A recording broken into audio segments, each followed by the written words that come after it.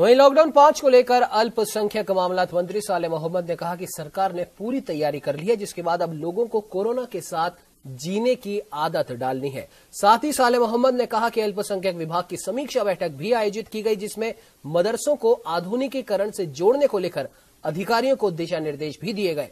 वहीं इसी को लेकर मंत्री सालेह मोहम्मद से खास बातचीत की न्यूज इंडिया संवाददाता रहमतुल्लाह खान ने।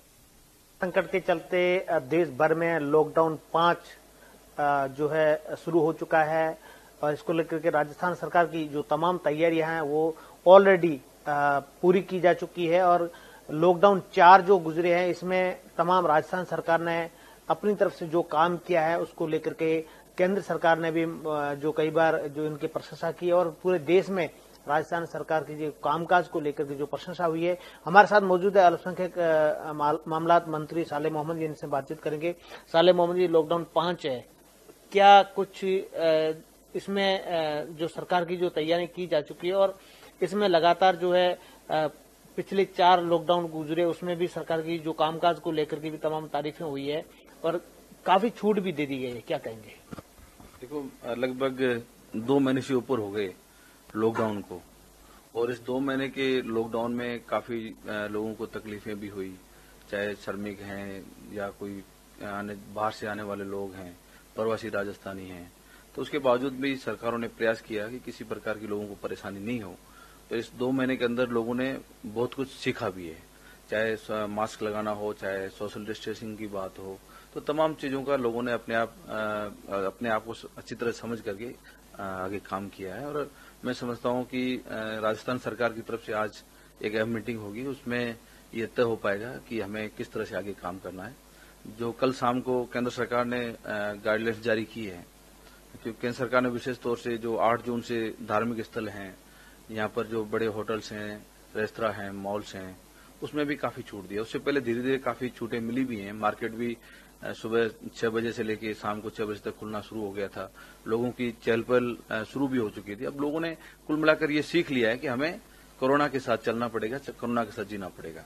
तो हर लोग अपने आप एहतियात बरत करके अपने आप से काम ले रहे हैं और मैं समझता हूँ हमें जब तक इसकी कोई मेडिसिन नहीं आती है तब तक इसी प्रकार से चलना पड़ेगा। तो इसलिए तमाम चीजें मैं समझता हूँ कि अब 2 महीने अपने आप में बहुत ज्यादा हो गए हैं।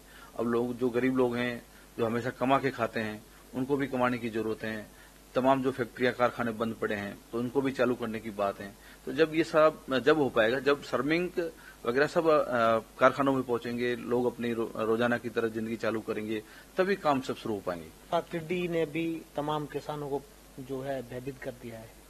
देखो, टिड्डी मैं समझता हूं कि जिस प्रकार से दूसरे मुल्कों से आ रही है, चाहे अफ्रीका हो, चाहे ईरान हो, चाहे पाकिस्तान हो, तमाम देशों से पिछली बार भी बहुत बड़ी संख्या में आई थी और उस समय सबसे ज्यादा नुकसान हुआ था जैसलमेर और बाड़मेर के लोगों को। और उस समय किसान वहां के जागरूक थे, तो किसानों ने उस टिड्डी को राजस्थान के और जिलों में नहीं जाने दिया, सिर्फ बीकानेर, गंगानगर और जोधपुर तक ही वो टिड्डी पहुंच पाई थी।